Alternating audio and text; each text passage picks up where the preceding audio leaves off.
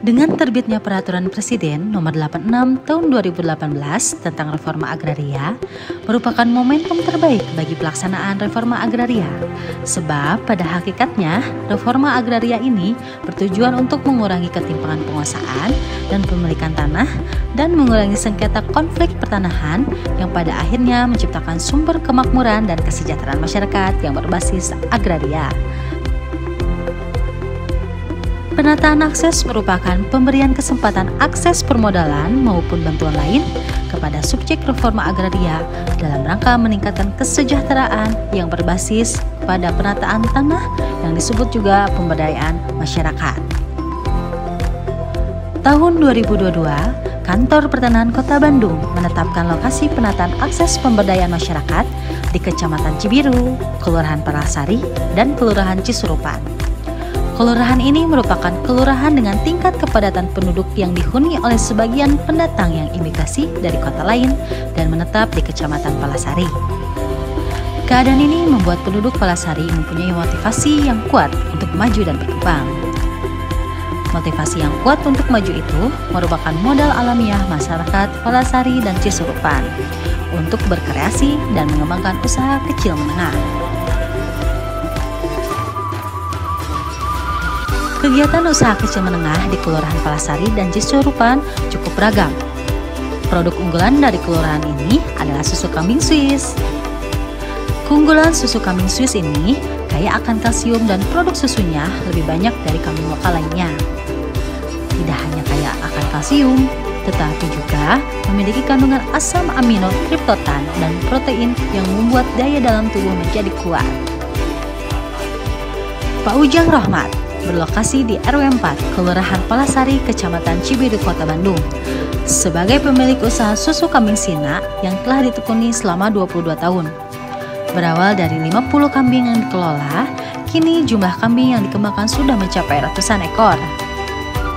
Kendala yang dihadapi oleh Pak Ujang Rohmat ialah mengenai perizinan produk, karena Pak Ujang ini sempat mencoba untuk memasarkan produk susu ke pasar modern, namun karena produk susu ini merupakan produk minuman sehingga termasuk ke dalam kategori persyaratan yang ketat dan detail, seperti harus melalui uji layak dari Badan Pengawasan Makanan dan Minuman, yang dimana salah satu syaratnya adalah harus mempunyai hasil uji laboratorium sendiri. Untuk membangun laboratorium ini di luar harapan dan kemampuan peternak kambing, sehingga diperlukan kemudahan dari pemerintah atau stakeholder. Selain susu kambing Swiss, terdapat juga usaha yogurt yang berlokasi di RW 4, Kelurahan Cisurupan, milik Ibu Elin yang telah ditekuninya selama 20 tahun. Dengan bahan baku dari susu sapi yang diperah di RW 9 dan RW 10, Kelurahan Cisurupan. Namun, yogurt ini belum terdapat merek dan logo halal dalam produk yogurtnya. Yogurt berasal dari fermentasi gula susu atau laktosa, menghasilkan asam laktat yang berperan dalam protein susu untuk menghasilkan tekstur gel dan aroma unik pada yogurt. Dari segi rasa, yogurt ini sudah layak untuk masuk ke segmen pasar yang lebih praktis, seperti pada penjualan di supermarket. Namun, dalam segi kemasan, masih dalam proses pengerjaan dan akses ke Dinas UKM.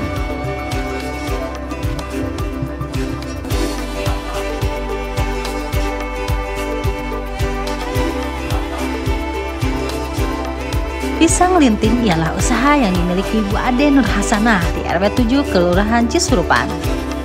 Ia menekuni usaha ini sudah 2 tahun lamanya. Dengan adanya usaha ini, Bu Ade dapat memperdayakan masyarakat sekitar untuk membantu produksi pisang linting. Kendala yang dirasakan selama berusaha di bidang pisang linting ini ialah permohonan PIRT yang masih dalam proses. Pisang linting adalah makanan hasil olahan dari buah pisang yang dipotong tipis-tipis kemudian dijemur. Sale pisang merupakan produk pisang yang dibuat dengan proses pengeringan dan pengasapan. Adapun inovasi sale pisang yang dibuat ialah dengan cara digunting dengan kulit lumpia dan diberikan banyak varian rasa, mulai dari green tea, karamel, serta coklat.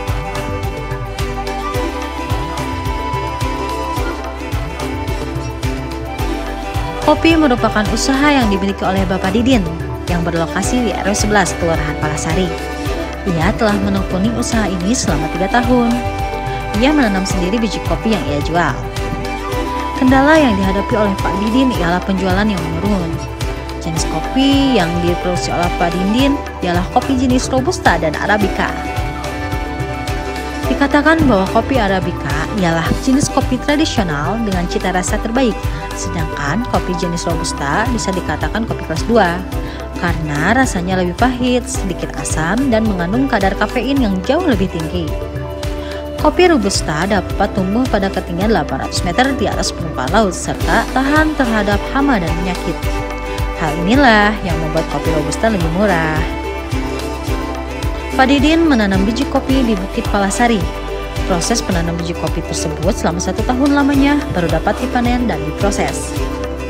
Pak Didin memproses sendiri mulai dari penanaman, roaster, hingga menjadi bubuk kopi yang siap untuk dijual dan disajikan. Rengginang ini milik usaha Ibu Warliah. Ia telah menekuni usaha ini selama 10 tahun. Ibu Warliah memberikan suatu inovasi dalam usahanya. Rengginang warna-warni ini dengan perlawanan alami agar lebih berbeda dari rengginang pada umumnya. Proses penjemuran rengginang ini memerlukan waktu selama 3 hari lamanya apabila cuaca panas.